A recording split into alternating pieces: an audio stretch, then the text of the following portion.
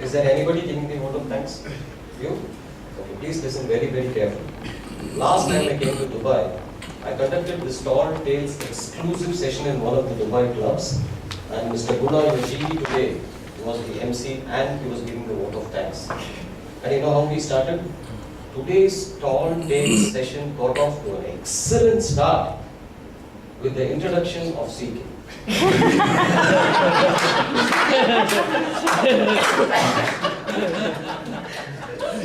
I want you to understand, whatever this charming lady said about me now is truth, only truth, nothing but the truth. In fact, it is a veritable and verifiable fact. There is no tall tale in this, okay? It's going to start now. Are we agreed on this? Yes. Great. Welcome to the session on Tall Tales. The title is The Long and Short of Tall Tales. I'm sure Dunes Club members and Ace Club members must have got slightly confused, because first you must have got a mail, it's about tall tales, and then you got a mail, it's about humor in life. Yes or no? Yes. I was also confused and I asked Ganesh Srinivas, the culprit for today's meeting. I said, what do I do here? And he gave a very simple solution. CK, just go and tell. If you have to tell tall tales, there has to be examples of humor in real life. And if you have to talk about humor in real life, you have to have tall tales. I never knew you could fit things so easily. No wonder he works for fitness first. Great. Now, how many of you are students here? Please raise your hands. Students. Yes. Wonderful. How many of you are into sales? Please raise your hands. Okay. How many of you are in love? I love myself. Who said I love myself? I said. Okay. I don't think he has a high opinion about himself.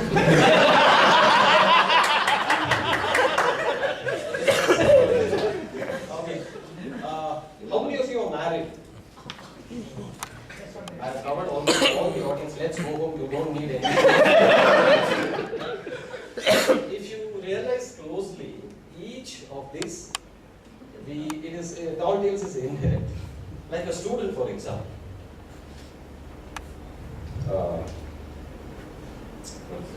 Just a minute. Getting old. Yeah. The student was asked by a very stern teacher, what happened? Why didn't you do the homework? He said, sir, cow ate my homework. Number one. Sales. There was this, in the ancient India, there was this salesman selling those fans, those hand fans. He went around the town selling an amazing number of fans, saying that this will last you for 100 years. This was really a tall tale. And the king came to know about this and said, my subjects are getting cheated by the sales guy, and he brought him to the court and said, you are making all false promises. I am going to thrash you and punish you if this is not true. He said, come on, your majesty. I assure you these fans will last for 100 years. He said, okay, I'll buy one, but how long? You have to be within the kingdom, and anything wrong happens, I'm going to punish you. Promptly, the second day, the fan went for a toss. He calls him and says, and then he starts laughing. Oh, I never knew the king was so foolish. When I said, you have to, fold it, you have to turn your body and keep the fan static. You started doing this with the fan, so how can it last for 100 years? Once again, a tall tale. Now, what about people in love, for example? There was one guy who was dating a girl, and he brought her home at 4 a.m. although her father had said, you must get her by 12 noon, whatever it is. So next morning, the irate father calls, because the clock struck 4, they had that old-fashioned clock. So the father calls the daughter and said, how can you do this? I told you have to be at home by 12. He said, no, I think we came at 12. No, I heard the clock strike 4. Yes, Papa, we didn't want to disturb your sleep, so I stopped the clock when it rang 4. What is one thing common among all these three? Each one was pulling a fast one, if I have to use familiar lingo. And I have not used any anecdote about married folks because coming out with a single anecdote about married folks will be great injustice to them because we revel in tall tales every day of our life. Right? So what is this tall tale all about? It is got a historical perspective. Arab traders, for example, when they used to come to distant lands to trade with, let's say for India with spices, in the evenings just before dinner, they used to sit around the campfire and start exchanging stories about the fabled land. And that's how we have most of our tales, because those days there was no paper, and these kept on doing this. The most important thing about a tall tale is there has to be exaggeration, there has to be fantasy, there has to be a gripping narrative, and if possible, have a dash of humor. And of course, a bit of irony and a bit of, let's say, pun. The irony is evident today. What is the word of the day today? Veritable. What is it supposed to be? Truth, genuine, everything. And today I'm talking about tall tales which has got relation to nothing of this. That's where the irony comes. Right? Now, the point I'm trying to make is, Toastmasters has come out with a tall tale contest to make sure they realize that human beings inherently are destined to be creative. And they have a lot of imagination, especially like the guy who goes for a job and he says, I've got 5 years of experience. And the HR manager finds out that he has only 2 years of experience. And he asks, why did you lie? He said, your advertisement said people need it with imagination. So, once again, so what I'm saying is we are inherently designed for tall tales. So what Toastmasters thought was, let's give it some kind of a formality for this, and they've started this tall tales contest. As you know, the contest is very brief in the sense the timing is 3 to 5 minutes, and within these 3 to 5 minutes you have to tell a very powerful tale, most of it unbelievable. The moment your story becomes believable, I think you get disqualified. So you have to have that exaggeration, you have to have the fantasy aspect. The fantasy aspect is because how many times we watched movies, Bollywood movies or any Indian movie where one single guy bashes up hundreds of people. And the most important thing is, do you know something? It has a serious message. The common viewer seeing this actually wants to be able to do all this in his real life, and these people project this. Imagine, one guy is just a laborer and he's just going around some slum and suddenly he's transported to Switzerland singing songs. Once again, fantasy, because everybody wants to do that, and that is why I have a strong suspicion why dark-skinned heroes are very popular in the South. Because they represent a majority of the audience, and when they see their dark-skinned hero quoting fair-skinned heroines, their desire is fulfilled. So the fantasy aspect is also taken care of, and more importantly, the gripping narrative. So let's, what we are going to do now is I'm just going to talk about these 3 aspects, and then have one person come and do an actual demo speech, and then we'll take some questions and some feedback on what else to do, and then we'll conclude this session. Okay, my exposure to tall tales was in my childhood with some wonderful grandparents that I had. How many of you were fortunate to have listened to stories, bedtime stories with your grandparents? Consider yourself blessed. Today's generation doesn't have the luxury. I really feel sorry for my son, but he doesn't have the comforting words of mine. We used to go to our village, and evenings, just before dinner, it was compulsory for us to sit with our grandparents to listen to the stories. My grandfather was a disciplinarian. His stories always had a moral. You know, Ramayana, Mahabharata, but tell me, what did you learn from this? Very nice, but straight-jacketed.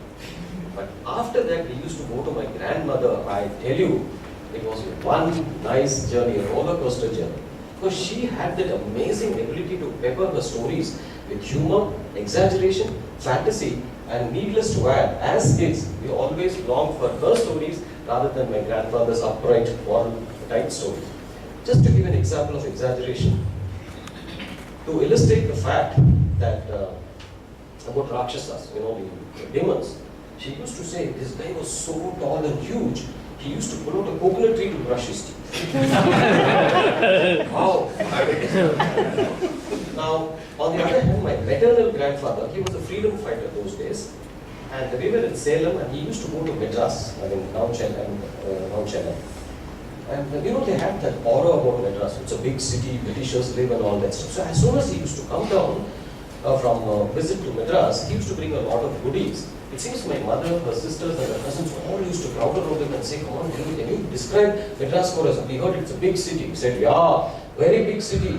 And you know something, it is so scary because everything is in English. Even the dog barks in English. And I'm telling you, my mother believed that yarn for many, many years. So what happens here is, you exaggerate something to make it a bit interesting.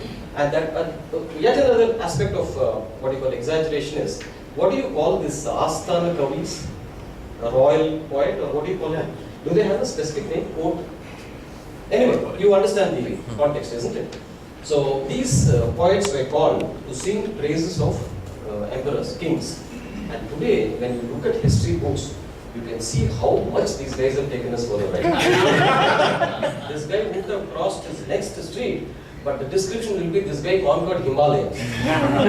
All exile, of course, there was a benefit because they used to get some money. So, and also, if you're in love, especially during courtship, that's the best part. After that, the life becomes real. Because I'm targeting this specifically at one couple which is quoting right now. Yeah. Now, when you're describing your lover, you have to necessarily tell a lot of lies, isn't it? Yes. In fact, a very famous Tamil poet, Vairamuthu, says, Kavithaiku poiyazhagu. In fact, if you have to be an effective poet, you have to be a tall tale teller. Otherwise, nobody will appreciate your poem. Anyway, so these are the ways in which you can exaggerate. So what I'm saying is, when you choose a story, make sure it is exaggerated beyond belief. I'll give you a simple example. An army colonel in the army, was walking down the street and he saw a young, able-bodied young man begging, and he was extremely upset. He said, look here, you're so healthy, you are able-bodied, why do you have to beg? Can't you go and do some work? Why don't you join the army, for instance? And this guy said, oh sir, anything but the army because I feel shy to join the army. This is the first time he had heard somebody feeling shy. Normally people will say, my parents will not allow or this and this. He said, why? He said, oh sir, you know something, if I join the army, there are two possibilities. I will be posted in a civilian area or I will be posted in the border area. If I'm posted in a civilian area, no problems. But if I'm posted in a border area, there are two possibilities. I'll be posted during peacetime or I'll be posted during wartime. If I'm posted during peacetime, no problems. If I'm wartime, there are again two possibilities. I may be wounded in the war or I may get killed in the war. If I get wounded, no problems. If I get killed, two possibilities. I may be killed in home territory or I may be killed in enemy territory. Home territory, no problem. Enemy territory, there are two problems. The enemy may throw my body to the vultures or they may bury my body. Throw to the vultures, no problems. Bury, there are again two possibilities. Grass may grow over my body or tree may grow over my body. I'm sorry, wait, grass? Yeah, tree, correct, exactly. Grass grows, no problems.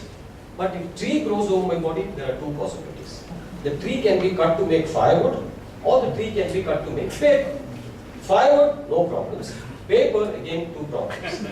The paper can be writing paper or it can be toilet paper or tissue paper. Writing paper, no problems. But tissue paper, there are two problems again. Male may use the tissue paper. Or a lady may use the tissue paper.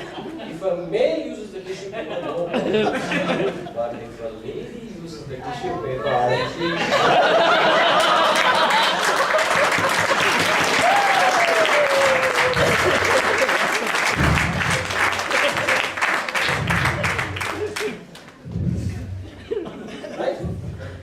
So this was exaggeration beyond belief. So if you are able to bring this kind, but the point is, the climax better be good. God forbid if you people hadn't laughed at the climax. It would have been a real tragedy. That is a a separate part of humor where you have to practice your punchline or something.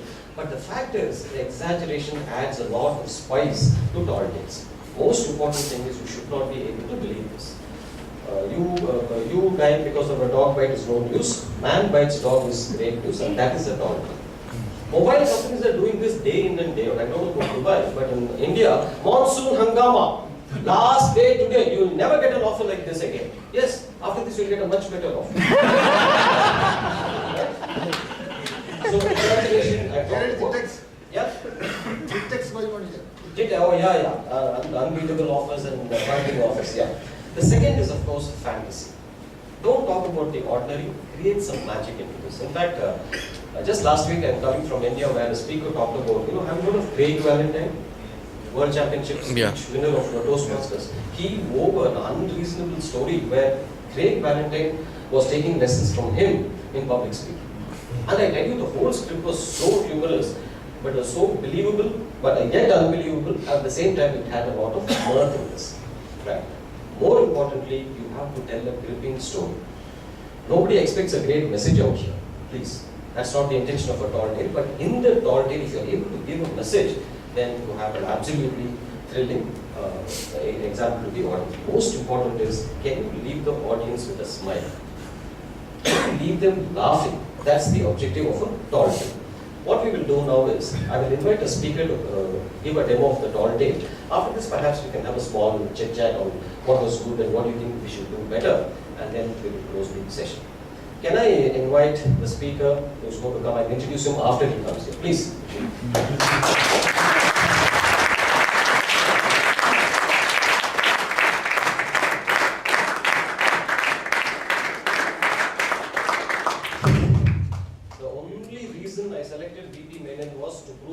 Disprove a myth that even short guys can tell tall tales. VP Menon, past president of Dubai Toastmasters, and inherently very humorous and a great friend. In fact, I just heard one of his witticisms in a friend of yoga Toastmasters. He came and very proudly said, "My wife Rekha joined Toastmasters and quit within a week." I asked him why. She said, "Get to the point in 7 minutes, no way."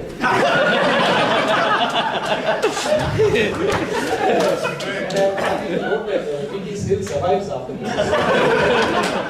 If you know Rekha, she's even more sportive than VT also. Okay. So this is a delightful young man who's come here to give a demo of a tall tale. So please observe this carefully and look out for exaggeration, a bit of fantasy, and a gripping narrative with dashes of humor. And if you're able to add some puns, it adds as an extra effect. Punita Singh, who's the Lieutenant Governor, the District Governor of 21, she was rushing for a Toastmasters meeting and there was a traffic jam. You know what came on the Facebook update? Jam and toast. Brilliant play of words. If you're able to do that, it's even better. But even I don't know what the VP has in mind for us. So please help me welcome VP Menon with his story.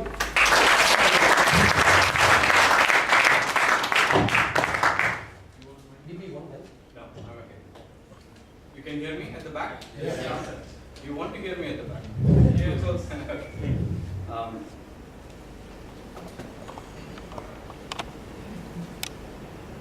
It was my very first day in a Toastmasters meeting in this venue in Dubai Toastmasters Club. When I first met these three monsters, one witch and two wizards. They were sitting there looking at me, up, down, up, down, up, down, as if I was some 6 feet 4 inches tall. They finally cornered me and told me, "We are going to make you the best Toastmaster ever." The first monster was the president of the club. When he was born, he was coal black in color. But it seems his mother fed him a lot of saffron to make him into a fair and handsome young man. Today, he works for a company which sells saffron. Now, I don't want to take names, but for the sake of this speech, let's call him Lucky Savlan. The second monster was the VP Education of the club. she was a devil in disguise. The moment she cast her devil's eye on someone, you will see that person holding a Toastmasters membership form, going around saying, must join Toastmasters, must make them join Toastmasters, must make new clubs, must meet DCP points. Again, I don't want to take names, but for the sake of the speech, let's call her Uma Radhakrishnan. Third monster was the most dangerous. Seems he used to work for the Dubai police. And all those torture tricks which the VP Education president used on me was taught to them by this person. He was a senior member of the club. Again, I don't want to take names. But for the sake of this speech, let's call him MM. Don't mistake him for Mohammed Murad. The very first day they told me, you're so shocked. Even if you stand and introduce yourself, nobody can see you. So they made me stand on the chair and then asked me to introduce myself. And words failed to come out. As punishment, they asked me to stand on one leg in the chair, for 5 to 7 minutes. They even told me to hold my breath till the red light came on. My eyes have never returned to its original color. They used to make me kneel down in front of the ladies' toilet here.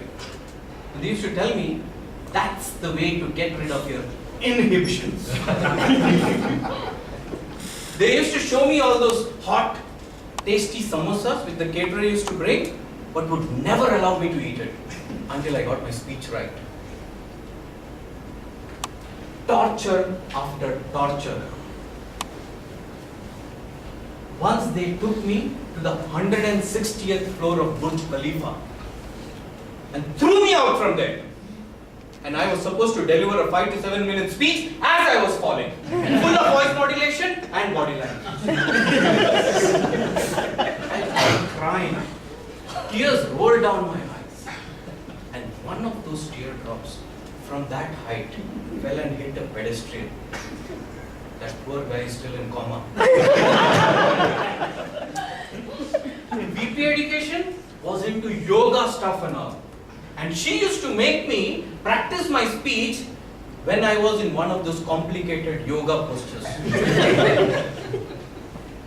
I mean, the torture was getting on to me. I would get up suddenly in the middle of the night and start screaming, if you get out of Toastmasters, all that you can get out of Toastmasters, you will never get out of Toastmasters.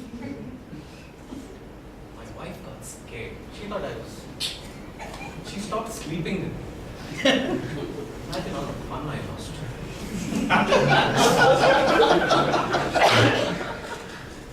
Today when I look back, do I regret meeting these monsters? No way. A lot of what I am today is thanks to Toastmasters and these 3 wonderful monsters. I'm so lucky to meet them and learn so much from them.